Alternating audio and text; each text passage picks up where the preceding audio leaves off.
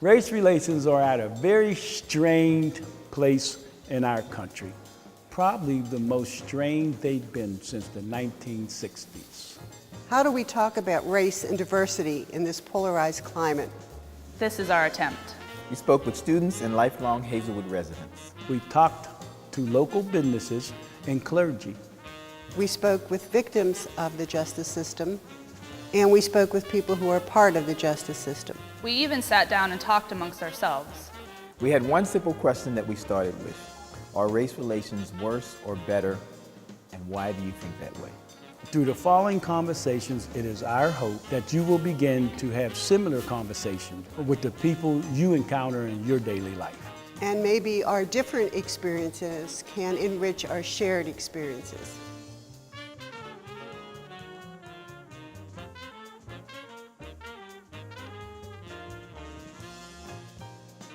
Welcome to number 6 edition of our Hazelwood Diversity Dialogue. We're here today to hear from the faith community. We have several ministers that are with us here, pastors who have been working in this community, living in this community, and serving the people in this community for many, many years. And in the conversation that we've been having over the last few segments, sort of the energy of the conversation has been going up, and up. And now I believe it's going to go up even more because we're going to have the faith community's perspective on things. And as many of you know, we see things from a different lens. And so we're looking forward to at least sharing how we see things from the lens that we're in. We have, again, several ministers that are here from different churches that are in Hazelwood, some who live in Hazelwood, some pastor outside of Hazelwood, but it's all about Hazelwood. So we want them to introduce themselves today and to share with you where they minister and some of the things that are going on in their ministries. So we'll start over here. My name is Ed Provident. I am the associate pastor at Hazelwood Christian Church, and I'm a lifelong Hazelwood resident. I grew up below the tracks. Grandparents owned the Lytle Cafe. My family's probably been in Hazelwood for close to 100 years now, and this community is it's in my blood, and to see it on the upswing again, and hopefully to be a part of that, and getting into some different programs and getting into things like this, discussions like this, it's really been something that I've been looking for my entire adult life. So I'm just here to kind of push that forward and hopefully push the community forward along with my brothers. My name is Ed Gratton, and I am the pastor at Hazelwood Christian Church along with Eddie, and been at the church for about 2.5 years now. And but I have my roots run deep in Hazelwood and in the Greenfield community here. That's where my father's family was from. So I always had a special place in my heart. I'm Reverend Michael Murray Sr. I'm an over 50-year resident here in Hazelwood. I pastor the Second Baptist Church in McKees Rocks, Pennsylvania, 22 years with God's help thus far. And I've seen the community when it was as vibrant as a word in itself. And looking forward now that with the hope that is being generated around the community, I'm looking forward to attaching myself to that hope so we can see the community return, if not better than what it was. My wife and I run an outreach called Hazelwood Youth Mentorship and Athletic Association, 18 years thus far. We call it our ministry that God gave us because we did not contemplate opening it up, but God spoke to us to start it. And whatever he starts, we agree till he completes it. I'm Pastor Anthony Murray, longtime resident here of Hazelwood. I've been here over 60 years. I grew up in faith-based at St. John's Evangelist Baptist Church, where I attended until I answered the call to Hopewell Baptist Church, located in Jeanette area, which I've been pastoring now for 17 years. Were you under Pastor Coon? Under Pastor Coon. Now was one of my mentors. I just want to make sure his name gets put out there, because I think your brother was under Pastor Coon, too. Yeah, under Pastor Coon. That's right. That's right. For 24 years before going to Pastor Ho. In fact, I was called from St. John's to Hopewell Baptist Church in Jeanette. Certainly have experienced good years through my growing up, some bad years here in Hazelwood, with experience, of course, some of the heavy racial areas of diversity, which through the high school writing days and different segments, and as well as the Mail, which my dad, Howard Murray, worked at for 39 years and watched that closed. And so it's been quite a change. And as I look about now, and it is rewarding and encouraging to see all the revitalization and restructuring and so forth that's trying to take place now. But my main concern now is just whatever is done, that it not only just benefit the community, but that the young people get an opportunity to better themselves with what's taking place in Hazelwood. And I'm Father Dan Walsh from Welcome home, Father Dan. Good to have him back. He went away, but he came back. He sure did. I was here, I arrived 8 years ago at St. Stephen's, worked for 2 years, and then had to move to Duquesne. I was working with our seminary program, and our seminarians live with me over in a little house right across the street from the school. And after 2 years, they asked me to go back to the campus, and it was much better for the seminarians, but I missed Hazelwood. So we just graduated 2 guys there, and there's nobody new coming in. So the Catholic Diocese in October is going to be reorganized. Right now, there are 188 parishes in the 6 counties. And in October, they're going to be reconfigured and will be 57 groupings. So the priest who was here was 82 and didn't want to move on. So we don't have anybody on the bench, so they put me back in the game. So we're going to be working with St. Rosalia's in Greenfield, St. Regis, and the Cathedral in Oakland. So we're going to be a group of 4 priests, a deacon, and then another priest is going to be assigned to Oakland Catholic, Central Catholic, and Carlisle. But I'll be riding kind of a circuit among the 4 parishes, 4 churches. But I'm delighted to be back and living in Hazelwood. That's great. So, good to have you back. Yeah. Good to have you back. And living in Hazelwood. And living, yes. You guys are welcome back, but I'm a Duquesne grad, so I never really. Yeah. All right. I'm Earl Horsley. I'm a lifelong resident of Hazelwood. I started off, I don't know if any of you probably know the name of the street, on Kansas Street, where I spent probably the first 12 years of my life in Monongahela, Sylvan Avenue, etc., but always in the Hazelwood area. I'm currently retired. Been retired for quite a while, it looks like, probably about 15 years. Went out on disability and probably worked part-time jobs, etc. I'm a member of the Morning Star Baptist Church, where I serve as a deacon there, and we're probably nowadays trying to, well, it's not trying, we will, by the end of August, 1st of September, have a program through our church to help families and young adults in the area, the Glenwood area around the church, and most likely whosoever needs it, just to stop by. It will be a satellite office for another association. Yes. Pastor Malecon Smith.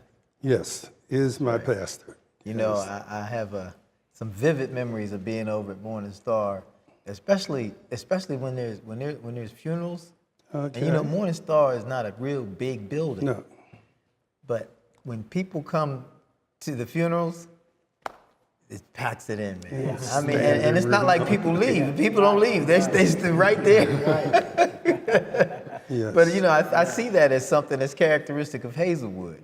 Wherever the service is, if you're invited, everybody comes. You know, we squeeze in somehow. We squeeze in some kind of way.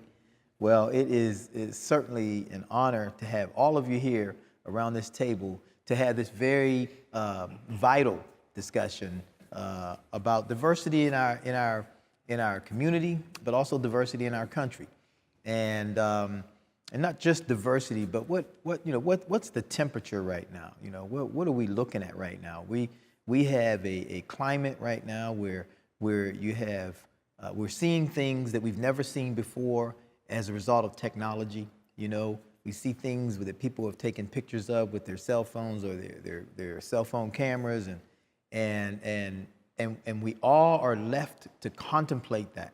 We all are left to process what we have seen with our eyes, and in many cases what we've heard with our ears, and some people process that without God. But it's our job to process that through God. It's our job to, as one scripture says, in all thy ways acknowledge him, and he shall direct thy path. And so, you know, right now we're in a really, really difficult time in our country. And at least it feels that way. There are times when I think to myself, I wonder if this is the worst of it. I wonder if this is meant to happen, you know. I wonder if this is a wake-up call to the church to say, stand up and do something. For me, I can say this, for me personally, I ask the question, God, what are you doing? Because if I don't ask that question, then I have to look for somebody else to blame. And so I just tend to ask that, God, you know, what are you doing? And I would love to hear from all of you, you know, as we're dealing with some of these things, and we know that there's a lot of things that we could talk about, a lot of different examples that we could give to say that people are seeing that they're struggling with today.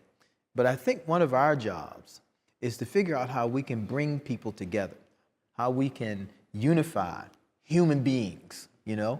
They may not be in the same faith that we're in. They may not be in the same church or denomination, but we have a mandate to bring people together, to be peacemakers, you know.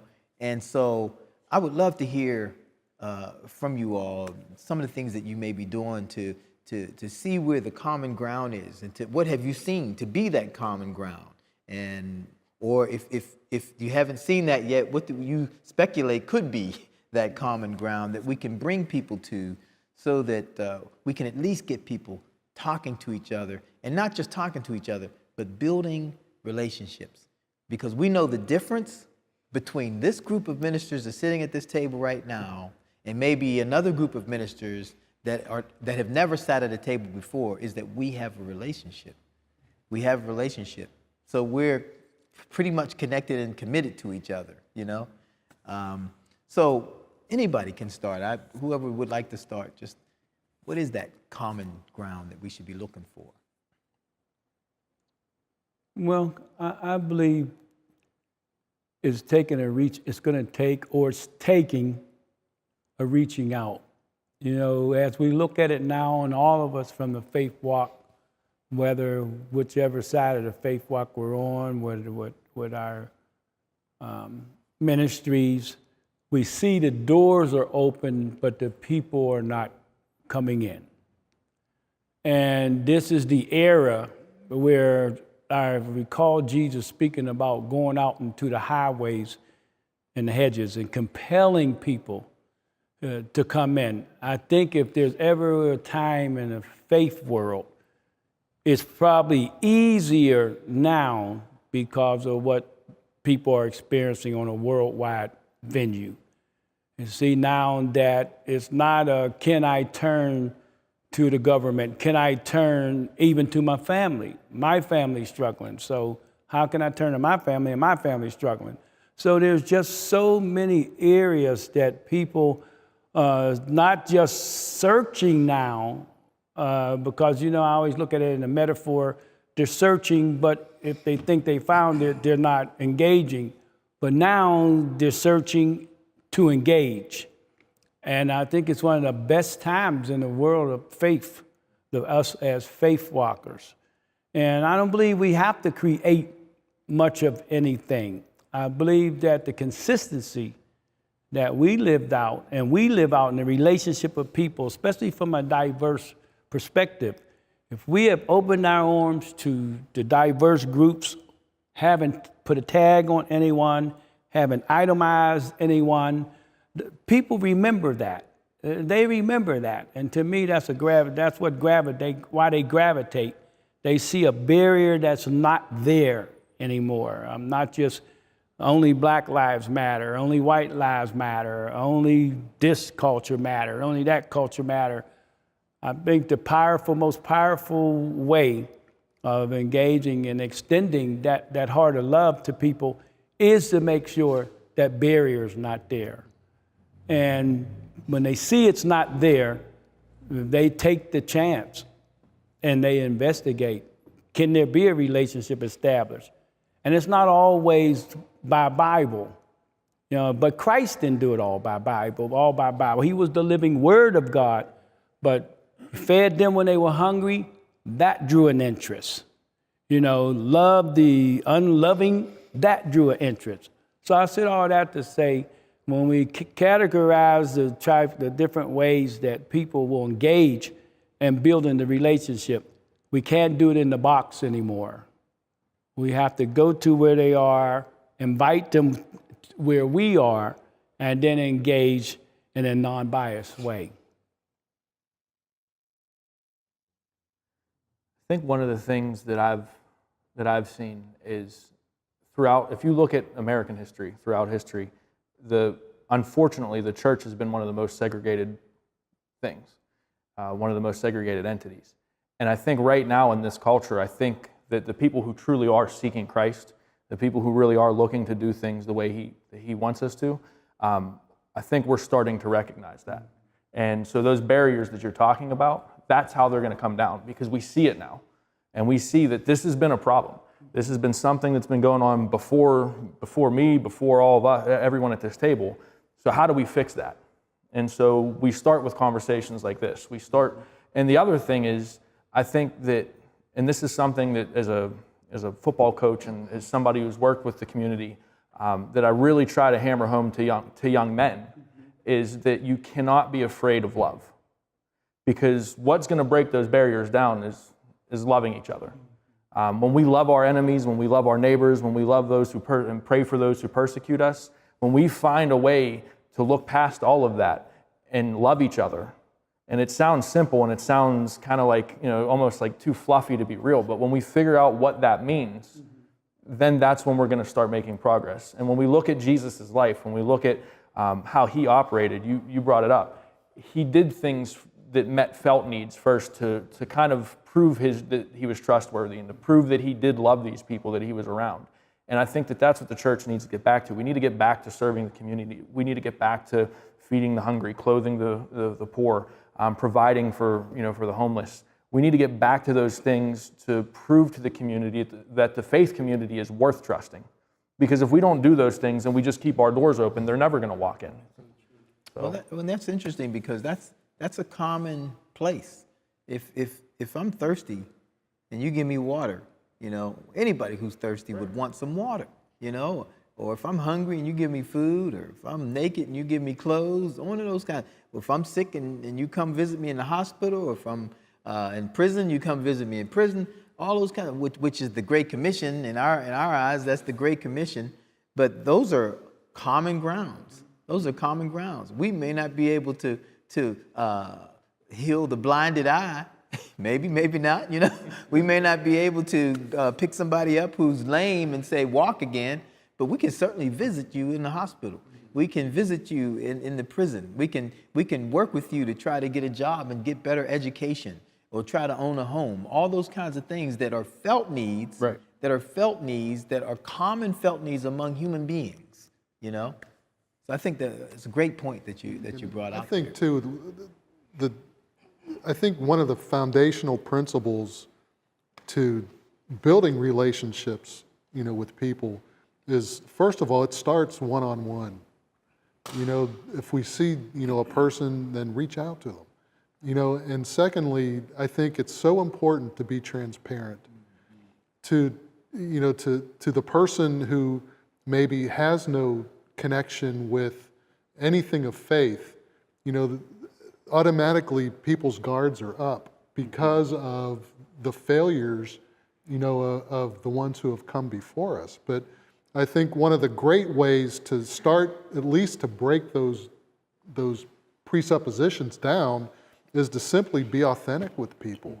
Admit that we don't have it all together, and we're on the same journey of faith as you are, but by God's grace and by His help, we'll figure this thing out together. Until it's our turn to reach eternity. You're bringing up some good points, and it makes me think about, there are some religious groups that are not around this table right now that I wish were here. The Muslim community, the Jewish community, on and on. There's so many different people of faith that I wish were at this table to talk about, the way that they are extending their hand to serve humankind, because I think we really need to do that. We really need, like you said, Jesus, when the blind man wanted to see, Jesus asked him, "What do you want?" And he said, "I want to receive my sight." He didn't say, "I want to be saved." He said, "I want to receive my sight." And sometimes that's all people can feel is what they're feeling before the other part. I agree with Ed, the one thing that he said. I think that people seek authenticity, and many times we have not witnessed to that. Many times we have.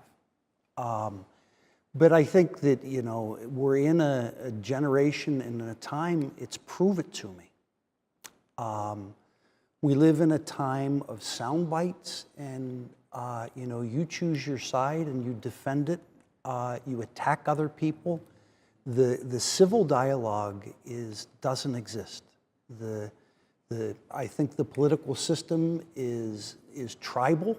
And there is no meeting in the middle. Politics is not politics to come to an agreement. It's to vanquish someone who doesn't agree with you. And I think that, the fact that we can sit together, the fact that we can witness to something, that we can see local problems and begin to address them. We'll not address everything, What we did with fishes and loaves, the hungry are hungry. If there is no healthy food in Hazelwood, who is going to be the agent? There's no one left. It's got to be kind of the churches. They're having no education, formal education, except for the Three Rivers, preschool. These are things that affect everybody. But by our taking a look and through dialogue and through looking at what we, are all faced with, the solution is among us. And the solution involves our unity for the good of everybody. And I think the whole idea of civil discourse, I lived at Duquesne and I have a garden and I love the garden, and I'll talk to anybody about my garden. There's never a fight when you talk about your garden. Believe me, you're not going to come up and say, "I want your tomato to fall off," or "I want the groundhog to eat your carrots." No, you say, "I hope your carrots are doing great." But when it comes to other things, we haven't found that we're interested in the good of another person. It's the idea that we have to somehow show that we have more insight or better insight. And I think that the respectful dialogue is the stepping off point. Years ago, I heard someone say, "The tide raises all boats."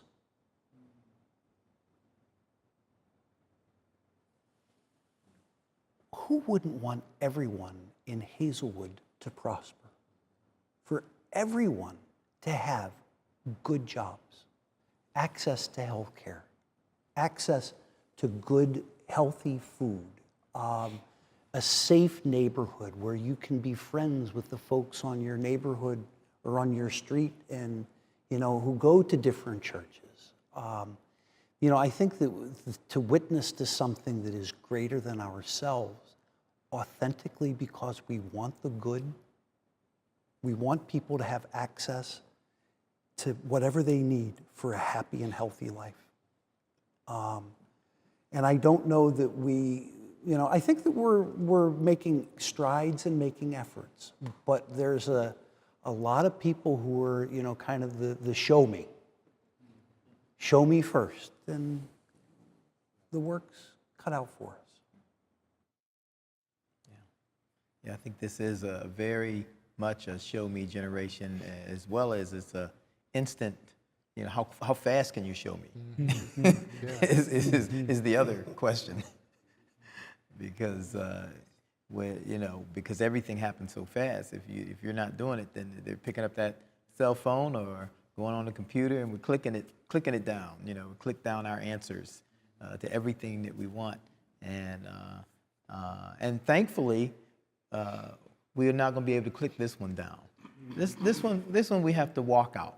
We have to walk it out. We have to live it out. It has to be a part of our journey and the process that we go through, and we do our part while we're here. So these are great things that we're talking about right now in terms of things that are just help people to come together and have something in common. I mentioned some of the other religious groups that are not here, and earlier, Ed, you had mentioned about the church being still one of the most segregated entities in America on Sunday, which I think we still have that problem today. There could be several reasons for that, but we do know that is still a issue with most churches, and people feel comfortable in the church that they're in.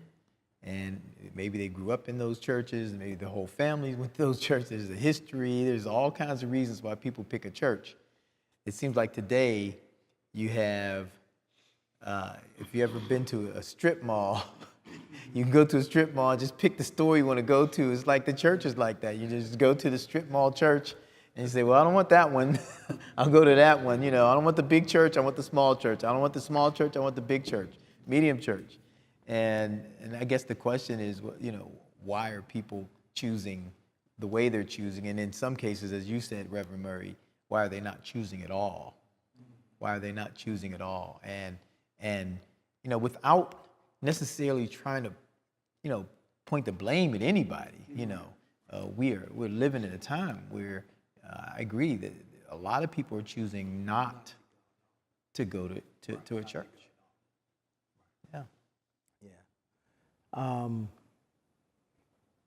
Just to point out a few things there that we was talking about. The one of what we was talking about, meeting needs. Even when Christ met on, even with the feeding of the 4,000 and the 5,000, what Christ wanted them to see was that, that he was the provider. Because I could feed you now, and the reason they kept following him is so when they got hungry again, they were just looking at him to just come, but missing what he wanted them to receive, and that was him. That you're going to make your way through here, it's going to have to come by spiritual faith, by faith. Anything that God provides for us, which we call a blessing, if you have a relationship with God, it's your faith that caused God to do it. Whether you was blessed with your job, retired from the job, whatever it is, although we thank God for it, it was the faith. Even when Jesus healed the woman with the issue of blood, it wasn't the fact that you touched the hem of my garment. He said, your faith has made you whole. Because we could feed them, but they're going to hunger again.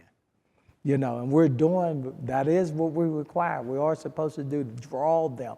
But now when you come back again, you have to feed them Jesus. I believe, as you said about, well, what are people looking for? I just said that in my pulpit as in one of my messages. I think it was last Sunday. I said, people say I'm looking for a church, and I asked them, what are you looking for? I'm looking for, okay, what are you looking for? You should have, because my concept of a church is coming to see if God is present. That's why I'm coming. I look for him. If it's his Lord's house, I look for God to be home. And I come looking for God to speak to me by way of the man, whoever God is using at that time to proclaim his gospel, to give me some blessed assurance from his word that'll give me, not just encouragement, but give me some hope that God knows exactly, although we know he does, what's going on, and to give me the strength to carry on. Because you might go and you got like the choir. So, but that shouldn't be your purpose for wanting to join the church, because they got a good musical department there, and you just want to join the choir. Choir can't save you. See, and people need to know, though, when we do what we do, if we don't do nothing, whether they want to receive it or not, our purpose is to still feed them Jesus. See that they get Jesus. You don't let them leave. They still need to. Your message ain't done if you don't preach Jesus. Because that's our purpose. That's the calling. That's really when God spoke and heaven and earth came into being. It was about God then. It's going to be about God at the end.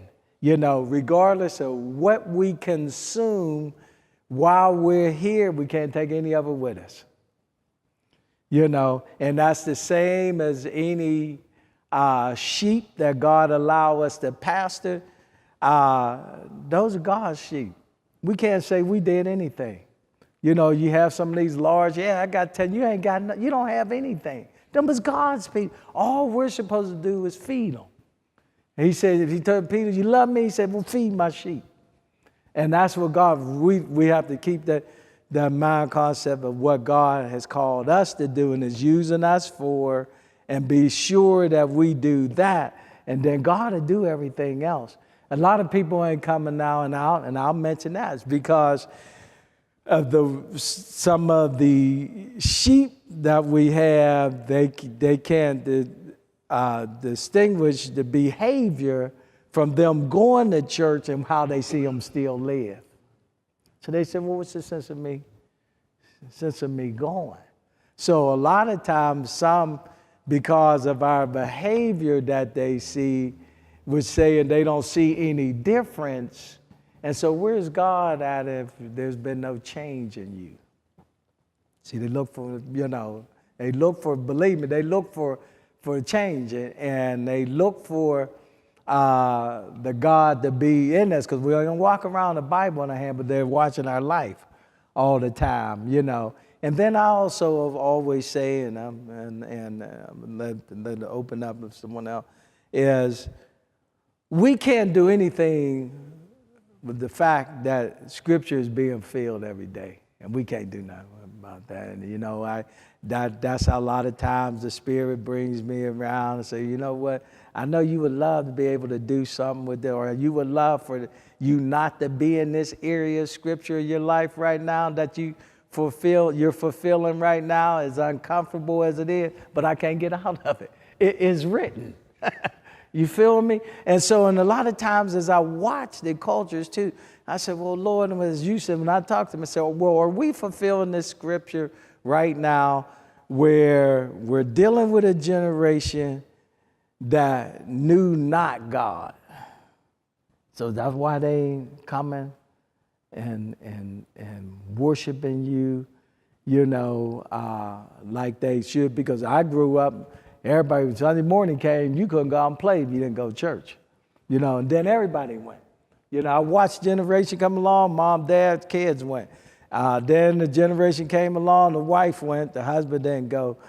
Then when the kids came and the parents weren't coming, then the parents would come because the kids, you'd have a program for them to come. Then now nobody coming. You know, do we look at it and say, well, are we not doing what the Lord said to do? That the people are not coming now, but you take life itself now. They have no spiritual life at all, and they're paying attention to life. That will discourage you. Let's turn the heat up a little bit. You turned it up a little bit already.